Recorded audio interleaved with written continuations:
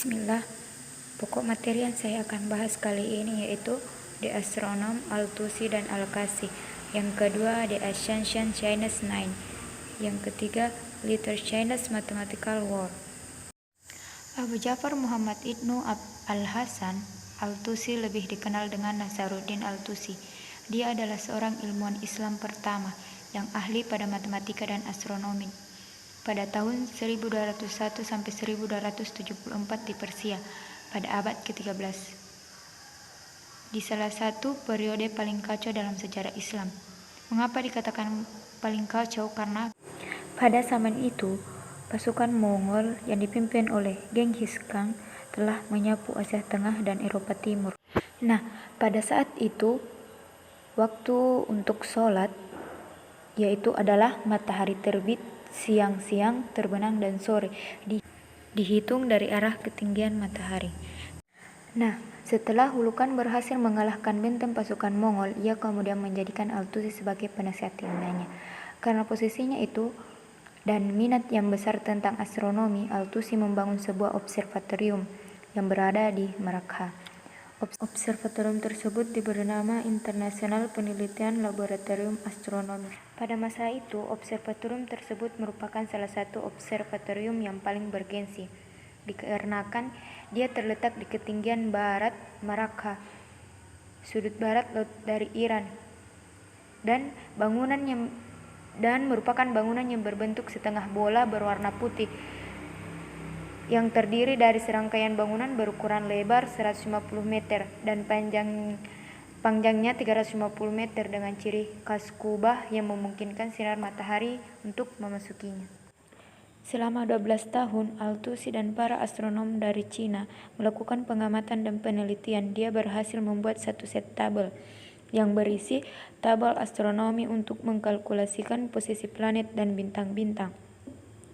Bukan itu saja, dia berhasil mengembangkan teori gerak planet non-Ptolemeus yang secara matematis mirip dengan planet tentang pusat orbit. Dalam bidang geometri, Al-Tusi mencoba membuktikan postulat kelima Euclid menggunakan argumen seperti berikut. Dia mempertimbangkan dua garis AB dan CD yang sangat terkaitan, sehingga tegak lurus berurutan dengan EF, GH, dan I yang dibangun dari CD bertemu AB dalam sudut lancip yang tidak sama dengan sisi B. Jika AB dan CD tidak bertemu dalam arah B dan D, maka IJ tegak lurus akan tumbuh lebih pendek dari GH, sementara EF akan tumbuh lebih besar. Maksudnya di sini lebih besar, maka dia akan lebih panjang dibandingkan dengan garis IJ dan garis tegak lurus GH. Untuk lebih jelasnya, teman-teman bisa melihat pada layar gambaran tentang dua garis AB dan CD. Merupakan argumen Al-Tusi tentang membuktikan postulat kelima Euclid. Oke, kita masuk pada matematikawan Ghiya al-Din Jamshid Al-Kashi, atau lebih dikenal dengan nama Al-Kashi. Dia merupakan seorang pengembang matematikawan dan astronomi pada zaman kejayaan dinasti Timur. Ia wafat pada tahun 1429 di Samarkand, yang sekarang lebih dikenal dengan Uzbekistan, kota yang menjadi pusat beasiswa dan sains hingga akhir tahun 1500-an pada abad ke-14. Pada saat itu Tamerlane Ulugh Beg pada tahun 1347 sampai 1449 yang merupakan seorang astronom dan pelindung pembelajaran mendirikan sebuah observatorium pada tahun 1420. Kemudian Al-Tusi dibawa ke Samarkand untuk memimpin observatorium baru tersebut. Di bawah kepemimpinannya, observatorium tersebut bukan hanya sebagai tempat para astronomi untuk meneliti atau melakukan pengamatan, tetapi observatorium tersebut merupakan institut pendidikan tinggi di mana hampir setiap cabang ilmu diajarkan. Di observatorium tersebut, Al-Kasi berupaya untuk menghasilkan tabel sinus dengan garis singgung yang lebih tepat. Dia juga meneliti perhitungan gerak longitudinal matahari dan bulan dan merevisi katalog bintang Ptolemy berdasarkan pengamatan baru untuk memberikan posisi yang lebih tepat dari 1000 bintang, dan menciptakan sebuah karya kalkulator K yang merupakan sebuah karya tentang aritmatika, aljabar, dan pengukuran. Dia juga merisalah tentang keliling lingkaran, yaitu Pi sama dengan 3,1415926539797924. Al-Kazi menyatakan bahwa yang benar untuk nilai Pi adalah sampai tepat 16 desimal. Al-Kazi juga menulis The Key to Arithmetic. Kita masuk pada pokok materi yang kedua, yaitu The Ascension Chinese Nine Chapter. 9 bab tentang seni matematika menandai awal dari tradisi matematika Tiongkok. 9 bab buku ini tidak diketahui berasal dari mana, namun buku ini mewakili sebagian pemikiran matematika selama beberapa abad. Buku ini pertama kali disusun sebagai sebuah buku pada waktu yang sama ketika Euclid menyusun elemennya. Namun salinan aslinya telah dihancurkan dalam Burning of the Books. Fragmen dari koleksi tersebut kemudian ditemukan kembali dan disusun, kemudian bahkan dari sejumlah ahli matematikawan. Namun yang bertahan sampai sekarang adalah pendapat tentang matematikawan Liu Hu pada tahun 263 Masehi. Pada saat yang bersamaan, ia memperluas dan memperkaya materi dengan kontribusinya sendiri. Seperti dengan judulnya, 9 bab berarti terdiri dari 9 bagian yang berbeda dengan total 246 masalah di dalamnya dan memiliki masing-masing solusi. 9 bab ini merupakan sebagai buku pegangan untuk menyelesaikan masalah-masalah pemerintahan negara di Cina. Dan karena merupakan pegangan pemerintahan di negara Cina, di antaranya bagian buku tersebut yaitu pengukuran tanah pertanian, pembangunan tanggul dan kanal, kapasitas lumbung, tarif pertukaran, perpajakan bahan makanan, serta perpajakan bahan makanan. Jadi, bab-bab tersebut memiliki judul seperti pengukuran lapangan, distribusi berdasarkan proporsi, dan pajak yang adil.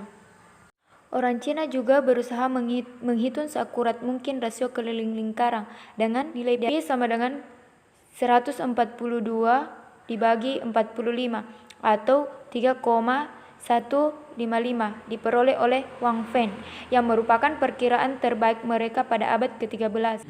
Liu Hu diminta untuk menentukan gambaran yang lebih tetap untuk menentukan nilai Pi melalui pendekatan yang mirip yang digunakan oleh Archimedes.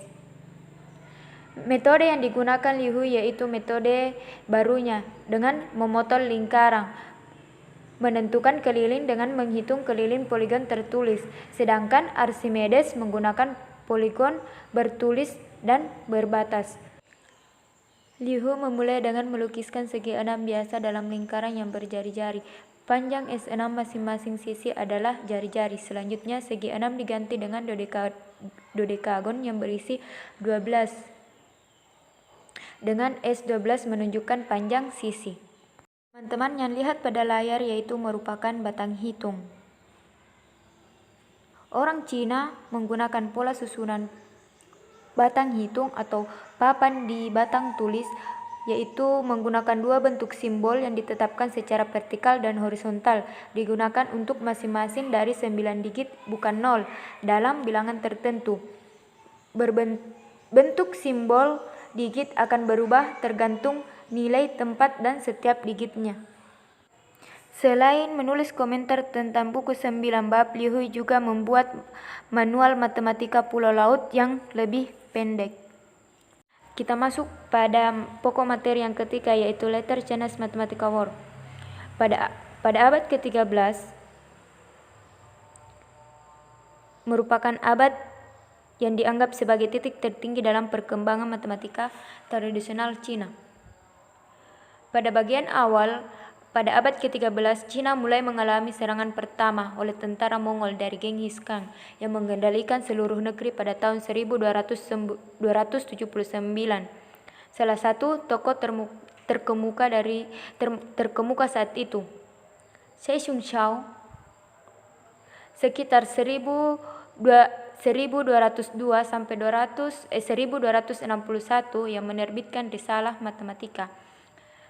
Xing mulai menuliskan bilangan dalam papan hitung. Tanda negatif diberi warna hitam dan tanda positif diberi warna merah dan simbol bulat untuk 0. Matematika pada abad ke-13 lebih cenderung menyukai aljabar daripada geometri. Alasan Xing lebih menyukai aljabar daripada geometri karena geometri persamaannya lebih sulit dibandingkan dengan aljabar. Sedangkan matematikawan yang paling menonjol adalah Li Yi pada tahun 1192 sampai 1279. Dia merupakan lulusan pegawai negeri pada tahun 1230 dan diangkat sebagai sebuah gubernur di kota Cina Utara. Ketika Cina Utara jatuh ke tangan Genghis Khan atau penakluk Mongol, ia mengabdikan dirinya untuk Study Seminar of yang ditulis pada abad 1249 dan diikuti pada tahun 1259, yaitu The Old Mathematics in Expanded Session, yang merupakan revisi dan klarifikasi dari abad karya ke-11.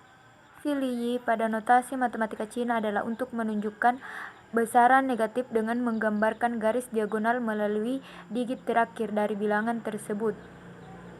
Differential mirror dimulai dengan diagram yang menunjukkan koefisien ekspansi binominal, yaitu X tambah 1 pangkat N melalui pangkat 8.